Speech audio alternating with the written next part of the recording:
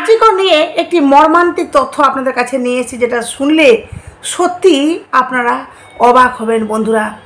তিলোত্তমার মা বাবার উপরে আপনাদের আরও বেশি করে কষ্ট হবে, কিন্তু কেন বলছি তাই না? চলুন আপনাদেরকে পুরো ডিটেলসে সবটা বলবো। চলুন, যে আজকে তিলোত্তমার জন্য সত্যি খুব খারাপ লাগছে।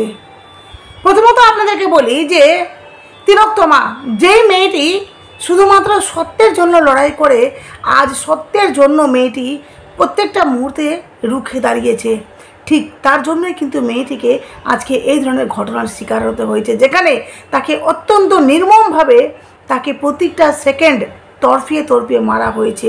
শুধুমাত্র মেয়েটি রুখে দাঁড়িয়েছিল। কেন? কারণ আরজি করে ভুরি ভুরি অন্যায় হচ্ছিল, ভুরি ভুরি সেখানে দুর্নীতি হচ্ছিল। সেই দুর্নীতিগুলোর ব্যাপারে তিলোত্তমা জেনে ফেলেছিল। সেখানে প্রতিবাদ করাতে মেয়েটিকে এই ধরনের ঘটনা করা হয়। শুধুমাত্র তাকে মার্ডার না, তাকে রীতিমতো ধর্ষণ করা হয়েছে। ধর্ষণটা কেন করা হয়েছে জানেন?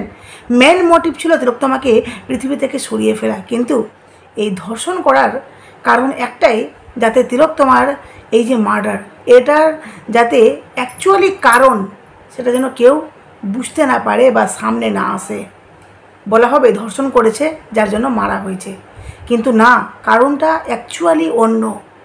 যেই মেয়েটা আপনার আমার প্রত্যেকের জন্য লড়াই করেছিল, সেখানে নিম্নমানের ঔষধ, সেখানে নিম্নমানের স্যালাইন, এমনকি এক্সপায়ার ঔষধ সেখানে ব্যবহার করা হচ্ছিল, সেগুলোর বিরুদ্ধে মেয়েটা প্রতিবাদ করেছিল। এমনকি সেখানে চলছিল গিয়ে বিভিন্ন রকমের দুর্নীতি।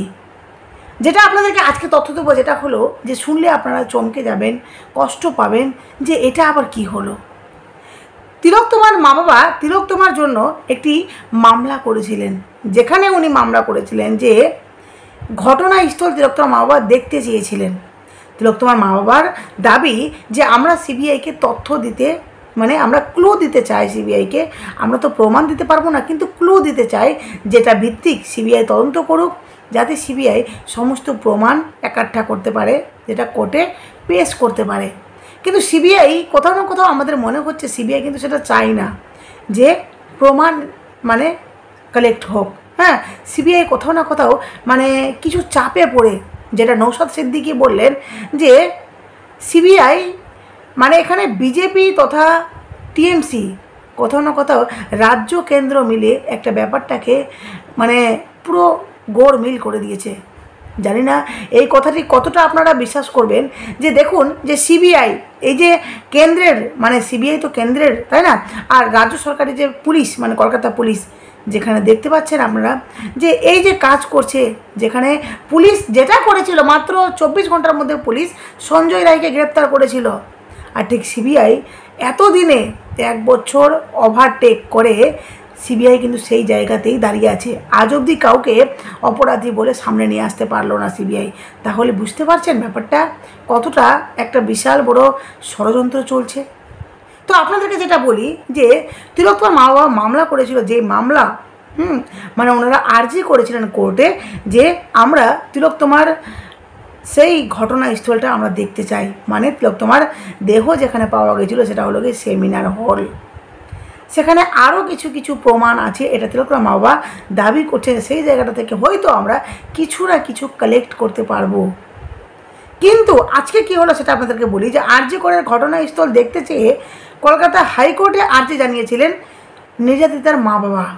সেই মামলা থেকে অব্যাহতি নিলেন হাইকোর্টের বিচারপতি জয় সেনগুপ্ত। বুঝতে পারছেন, যারা তিলোত্তমাকে ভালোবাসেন, যারা চান যে তিলোত্তমা সত্যি মেয়েটা জাস্টিস পাক, কিন্তু এই গিয়ে খবরটা, এই যে নিউজটা সত্যি কোথাও না কোথাও মনকে কষ্ট দিচ্ছে যে এটা আবার কেন হলো। সোমবার তিনি জানান ওই ঘটনায় পুনরায় তদন্ত চেয়ে মামলা করেছে পরিবার। সেই মামলা বিচারপতি তীর্থঙ্কর ঘোষের এজলাসে বিচারাধীন রয়েছে। সেই বেঞ্চেই শুনানি করা যেতে পারে, তাই তিনি মামলাটি থেকে অব্যাহতি করছেন। এর আগে ঘটনাস্থল দেখতে চেয়ে হাইকোর্টে মামলা করেছিলেন নির্যাতিতার মা বাবা। তখন হাইকোর্ট বলেছিল নিম্ন আদালতে যেতে, কিন্তু সেই মতো শিয়ালদহ আদালতে আবেদন করেছিলেন তিলোত্তমার মা বাবা। সেই মামলায় তদন্তকারী সংস্থা সিবিআইয়ের আপত্তি না থাকা সত্ত্বেও পরিবারের আবেদন খারিজ করে দিল শিয়ালদহ আদালত। মানে সিবিআই বলছে যে যেতে চাইলে যেতে পারে, আমাদের কোনো আপত্তি নেই। প্রসঙ্গত সেখানেই আরজি করে ধর্ষণ খুনের ঘটনার মানে মামলার শুনানি রয়েছে। অভিযুক্ত সঞ্জয় রায় ওই আদালতেই দোষী সাব্যস্ত হয়েছেন।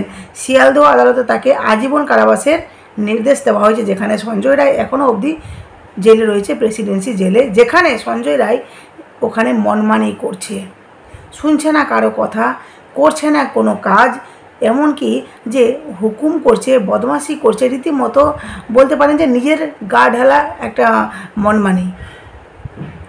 তো শিয়ালদহ আদালতে তাকে আজীবন কারাবাসের নির্দেশ দেওয়া হয়েছিল, কিন্তু নিজের তার মা বাবা কেন ঘটনাস্থল পরিদর্শন করতে চান তা নিয়ে প্রশ্ন তুলেছেন শিয়ালদহ আদালতের বিচারক। পরে তাদের আবেদন খারিজও করে দেন। নিম্ন আদালতের সেই রায়ের বিরুদ্ধে ফের নির্যাতিতার পরিবার হাইকোর্টের দ্বারস্থ হন। সেই মামলা থেকে সরে দাঁড়ালেন বিচারপতি। বুঝতে পারছেন, প্রথমত বলা হয় নিম্ন আদালতে যেতে, তারপরে করা হয় যে এই মামলা থেকে বিচারপতি পুরোটা সরে গেলেন। মানে কতটা খারাপ লাগে তিলোত্তমার জন্য যে আজকে মা বাবা শুধুমাত্র রাস্তায় ওনারা কিন্তু মানে ভিক্ষাই চাইছেন, মেয়ের বিচারের ভিক্ষা চাইছেন। এমনকি এই অফিস ওই অফিস, ওই নেতা ওই সংঘ, এগুলোতে গিয়ে কিন্তু ওনারা ভিক্ষাই চাইছেন। আর জানেন আরেকটি মারাত্মক কথা, যে তিলোত্তমার বডি এই যে সেমিনার হলে পাওয়া গেছিলো, কথা আসছে একটি তথ্য সামনে এসেছে, যেখানে মারাত্মকভাবে দাবি করা হয়েছে যে তিলোত্তমার বডি সেমিনার হলে পাওয়া গেলেও ঘটনাস্থল যে নয় এটা আমরা মানি, এটা আমরা জানি, কিন্তু এবার যেটা সামনে এসেছে যে 8 তলার ওটি, বুঝতে পারছেন, 8 তলার ওটি, সেটাই হলো গিয়ে তিলোত্তমার সাথে মানে সেই মর্মান্তিক ঘটনাগুলো ঘটেছে সেই ঘটনাস্থলে। এটা মারাত্মকভাবে দাবি করেছেন সেই আন্দোলনে।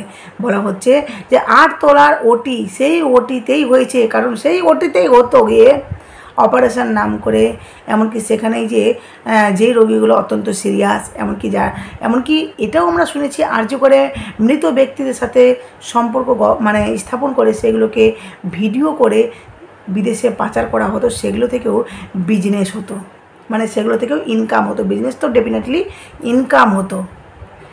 এই ধরনের কাণ্ড আরজি করে করা হয়েছে। এমনকি যে করোনার সময় মানে কোটি কোটি টাকা ইনকাম করেছে সন্দীপ ঘোষ। যেই সন্দীপ ঘোষ দেখুন যে একজন ব্রিলিয়ান্ট ছেলে, তার টিচার নিজে বলেছে যে সন্দীপ এত সুন্দর একটা ছেলে, খুবই মেধাবী একটা ছেলে ছিল, তার মেধাবীটা যে অন্যদিকে লাগাবে, খারাপ কাজে লাগাবে, এটা আমরা কখনো ধারণাও করতে পারিনি। যেই সন্দীপ ঘোষ আজ বর্তমান জেলে, যার নাম, যার এত মানে চারিদিকে সুনাম ছিল, যে আরজি করের মতো জায়গায় সে ছিল গিয়ে প্রিন্সিপাল, কিন্তু ওই যে লোভ সামলাতে পারলেন না, ব্যাস এই ঘটনার শিকার হয়েছেন।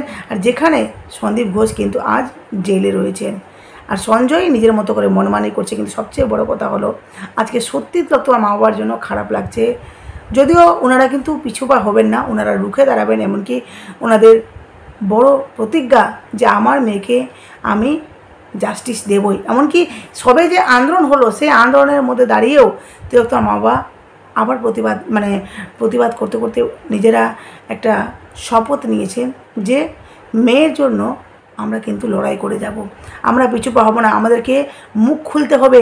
আজকে তিলোত্তমা শুধুমাত্র সত্যের জন্য মেয়েটা বলি হয়েছে। আপনাদের মনে হয় না যে মেয়েটা সত্যের জন্য বলি হয়েছে? মানে পেশেন্টকে নিম্নমানের ওষুধ দেওয়া হচ্ছিল, কেন দেওয়া হচ্ছিল, কেন এক্সপায়ার ওষুধ দেওয়া হচ্ছিল, এগুলো নিয়ে মেয়েটা মুখ খুলেছিল। আরও দুর্নীতি নিয়ে মেয়েটা মুখ খুলেছিল, মেয়েটা সব জানতে পেরেছিল। এগুলোই তো মেয়েটার জীবনে কাল হয়ে যায়। তো বুঝতে পারছেন, মেয়েটা আমার জন্য, আপনার জন্য, আরজি করে যারা চিকিৎসার জন্য আসে তাদের জন্য লড়াই করেছিল। তাহলে আজকে আমরা কেন তিলোত্তমার জন্য প্রতিটা দিন মুখ খুলতে পারি না? কেন তিলোত্তমাকে নিয়ে আপনাদের এনার্জি এতটা লস হয়ে যাচ্ছে যে আপনারা তিলোত্তমার ব্যাপারে হয়তো জানার ইচ্ছাটাই আর নেই, যে জানি না কি হবে, আদৌ বিচার হবে কি হবে না, এতটা আপনারা কেন ভেঙে পড়ছেন? প্রত্যেকটা দিন আন্দোলন মানে প্রতিবাদ করা উচিত। তিলোত্তমার মা বাবা যেভাবে বলছেন যে যত প্রতিবাদ হবে, যত মুখ খুলবে তিলোত্তমাকে নিয়ে, তত কিন্তু আমরা বিচারের আশাটা রাখতে পারবো, বিচার হবে। যদি আমরা মুখ বন্ধ করে নিই তাহলে বিশ্বাস করুন বিচার পাবে না মেয়েটা। আর এই মেয়েটা যদি বিচার না পায় না, তাহলে আগামীতে বিশ্বাস করুন কোথাও আমরা সেফ নই। আজকে তামান্নার মা উনিও কিন্তু বলেছেন যে আমরা নিবেদিতার মা বাবার পাশে রয়েছি, এমনকি দেখাও করতে গেছেন তিলোত্তমার মা বাবা যখন হসপিটালে ছিল। তিলোত্তমার মা যখন ওই অভিযানে গিয়ে নবান্ন